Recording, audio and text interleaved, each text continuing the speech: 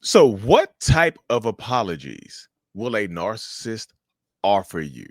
Like, what kind of apologies do they even offer up? Like, I think a lot of people understand that narcissistic people, toxic people, don't really offer up apologies. But if they were to, on the slight chance that they would, how would it look? How would it seem? What would it sound like, or what would it look like? That's what we're talking about today, y'all. Of course, if you're new here, my name is Lee Hammock. I'm a diagnosed narcissist myself. And let's welcome to another episode of the Narcissist Code. Let's get it, y'all. Let's get it. Let's get it.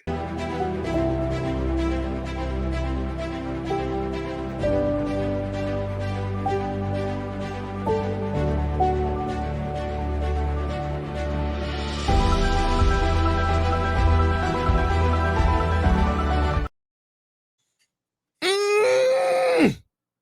Welcome back, y'all. Welcome back. Y'all, seriously, the reason I get so hyped is because this is going to be one of the final episodes of the Narcissist Code. One of the final ones. We're shifting to the mental illness podcast here soon, where we're going to be covering all things mental health. Still narcissism, but encompassing all things mental health. So thank y'all for being on this ride with me. But let's hop right into it, y'all. The different types of apologies that a narcissist or a toxic person will offer. We're going to hop right into all of them.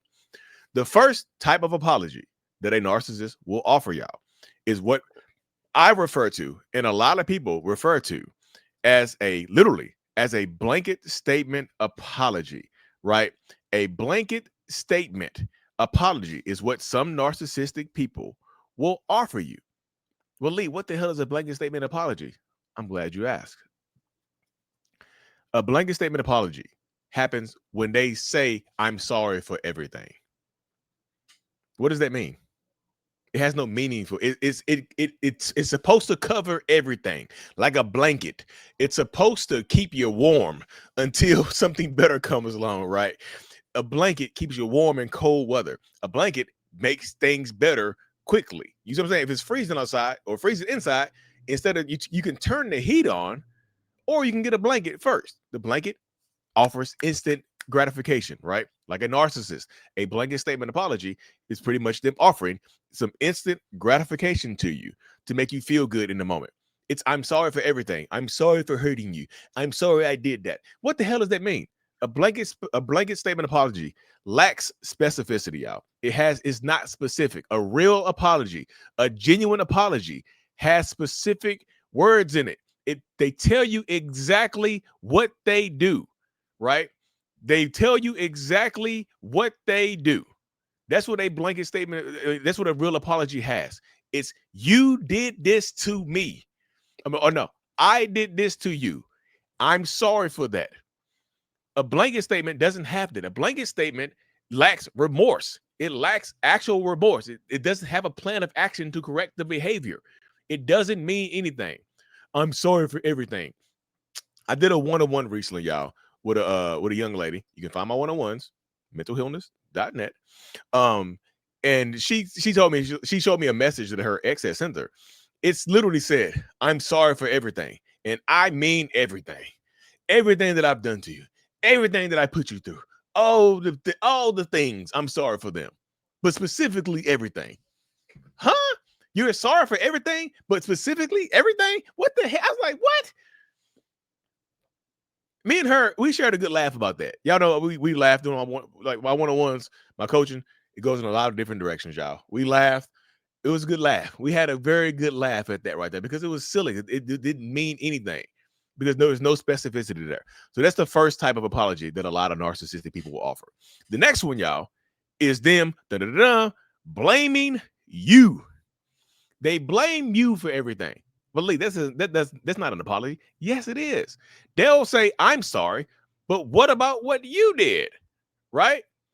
They'll say, I'm sorry, but what about what you did? Blaming you is a way of putting it off. This is how they obfuscate. This is how they get away from stuff. They might say the words, I'm sorry, but they'll put the blame onto you or someone else. You know what I'm saying? It doesn't just stick with them. They have to find a way to put it onto someone else. It can't just stick with them. They have to put it onto someone else. I'm sorry, but you did this. I'm sorry. You made me do this. Like, huh? I'm sorry, but if anybody says but after the words I'm sorry, it eliminates the I'm sorry because now they're not taking accountability. I'm sorry. Yes, that's partially taking accountability, but that's no accountability. Or they're divvying it up. They're blaming you. Or this is a two-parter. They're blaming you or they're blaming others. I'm sorry, but this other person did this to me. I'm sorry, but they made me do this to you. So it's not really my fault. It's on them. They did this. I didn't really have anything to do with this. It was on them. They'll put it onto anybody but themselves. This is how narcissistic people work. Like they don't want to take accountability for anything that they do. So they'll, instead of just saying, I'm sorry, I hurt you, and I'll never do it again, which is still not a real apology, they'll say, I'm sorry, but B-U-T-T-T-T, big old but, a BBL apology, big old but it's not real. No disrespect to my BBL baddies out there.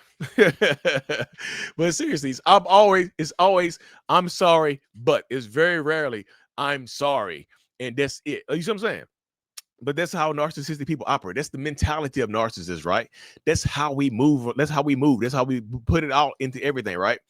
And that's how we're going to keep doing it. Because why won't they just stop and take accountability? Because we don't want to take accountability, because blaming you or blaming everybody else works. The blanket statements work because you accept them.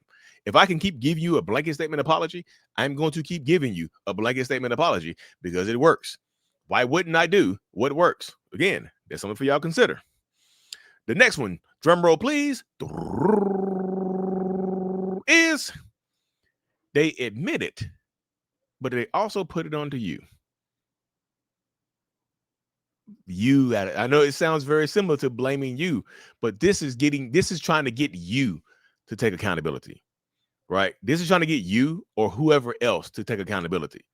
They try to say, I'm sorry, but what about you did? So they'll try to draw an apology out of you. They'll try to draw an apology out of you. And you know what that is? That's a red flag, y'all. Shout out to Jessica Montez for that one, y'all. But that's what goes on right there.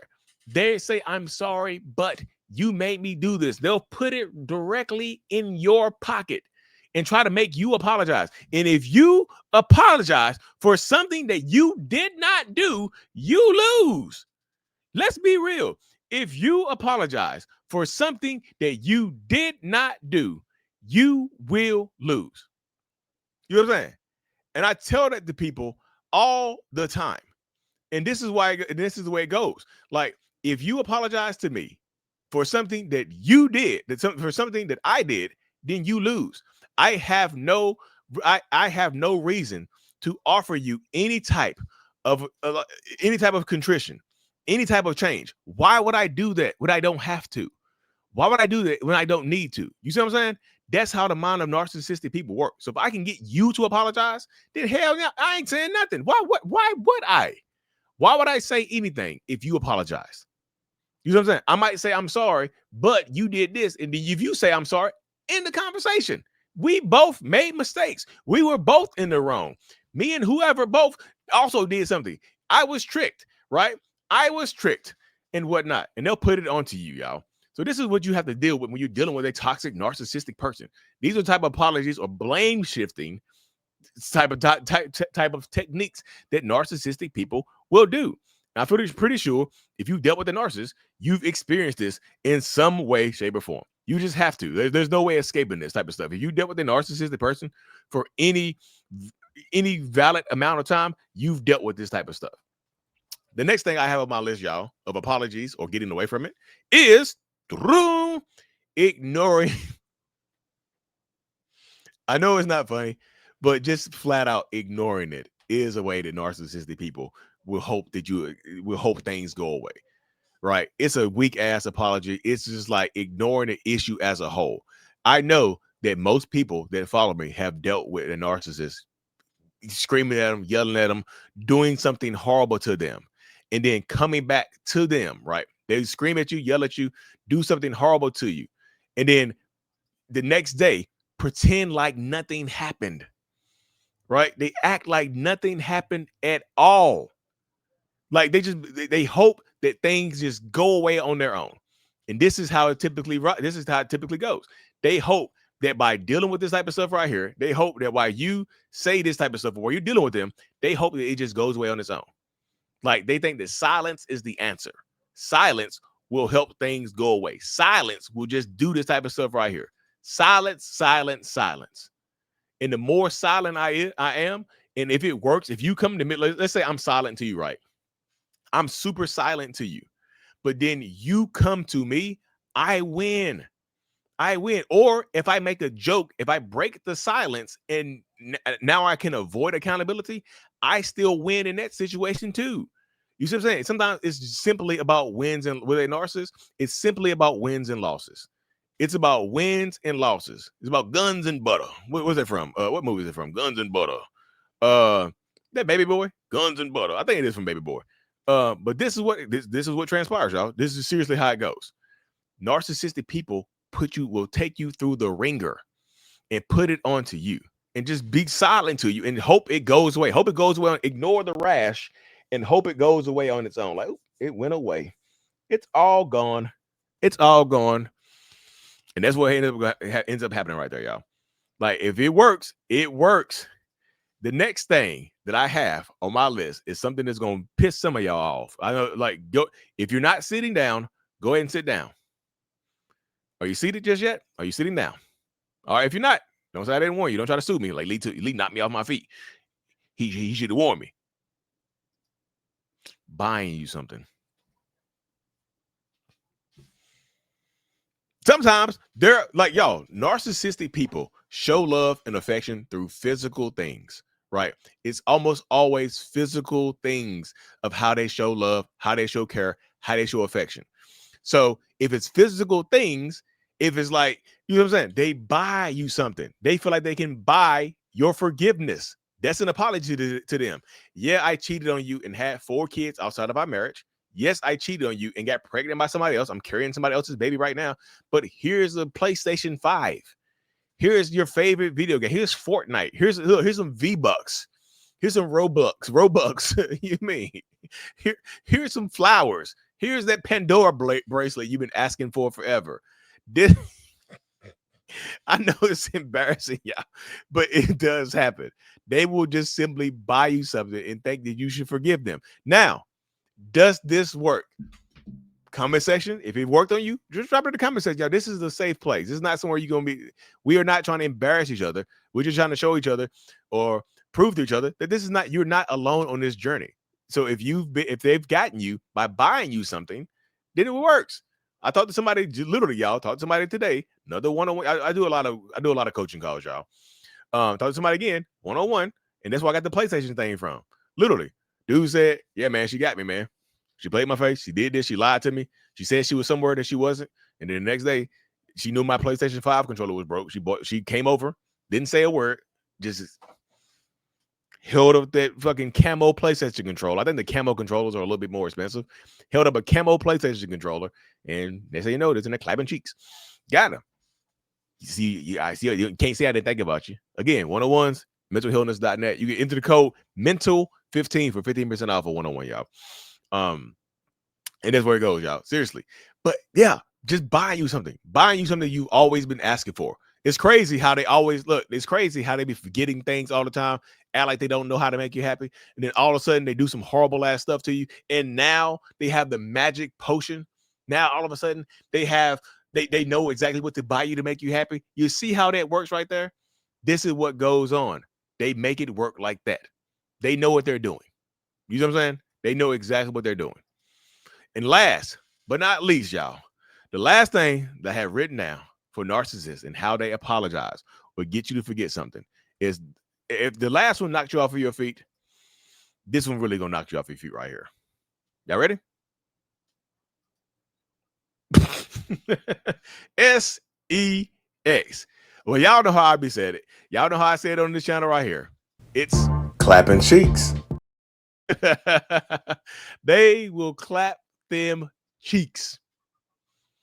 They absolutely will. Clapping cheeks is a way for a lot of narcissistic people to apologize, especially when you're angry. This is why I tell people, y'all, this is precisely why I tell so many people that if you've been arguing or fussing or fighting with a narcissistic person, they've done something horrible to you.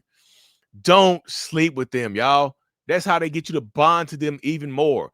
Yeah, this is one reason I think toxic people have pushed that makeup sex is supposed to be so good and so passionate. You're angry, you're releasing all kinds of endorphins, you're releasing all kinds of shit. They want you to release the anger out of you. They think an orgasm is supposed to make you forget the anger. The O is supposed to make you forget the A. The big O is supposed to make you forget the big A, the anger that you have for this person and what they've done to you, what they put you through.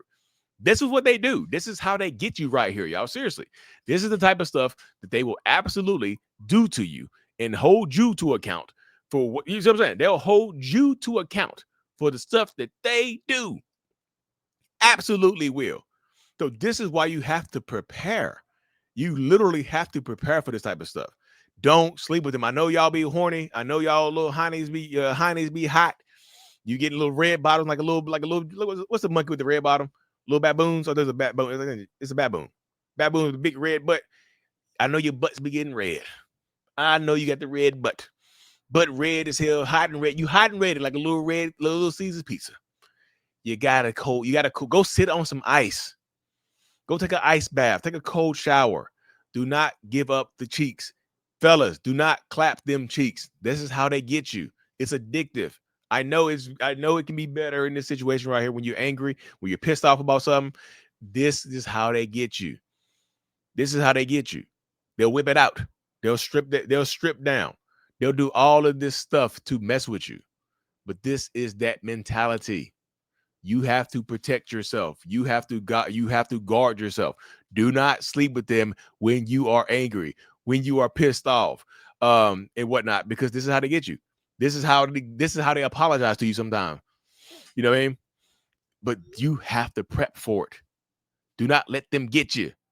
Do not be angry as hell. And look, don't be angry as hell at them. And then they're like, "Are you still angry now?" And they start taking their clothes off, and you're like, "Yeah, I'm still angry, but I'll hit it right now. Look, I'm gonna sleep with you. I'm gonna clap them cheeks. Right? I'm gonna clap them cheeks. But I'm still gonna be mad afterwards. Come here. You hop on it. Don't do it. Please. For the love of all things. Don't do it, y'all. Please don't do it. Anyways, y'all, we made it to the end of this video. Again, this is one of the final episodes. I'm still gonna film videos about narcissists. Do not unsubscribe. I'm just doing more videos, including more mental health things. I'm talking to some experts. I'm talking to therapy experts. People, I still have narcissistic abuse victims come on sharing their stories. I've recorded 8 episodes of the Mental Illness Podcast so far. 8 of them things. If you want to be on the podcast, if you want yourself to be on the podcast, y'all, find the link. It's in the description of every video and podcast. It says tiny URL. Fill it out. Reach out to me. I don't talk to just celebrities or popular people. I talk to people with 10 subscribers. I don't care if you have 0 subscribers. You don't have to have a social media presence. Just have a story to tell, story to share. Fill the form out. Hit that subscribe button, y'all. Again, mentalhealness.net for everything Lee Hammock. My courses, my coaching, everything is there as well. My Finding Your Why course, which is a 5-star, highly rated course, is available on my website. It's available right now. It looks like this. Finding Your Why is 40 longer videos about healing from narcissistic abuse. Look, you can enter the code mothers or fathers for 50% off this highly rated course. Highly rated course, y'all. Anyways, y'all, if you haven't already, hit the subscribe button. And as always, mental health is out. Peace.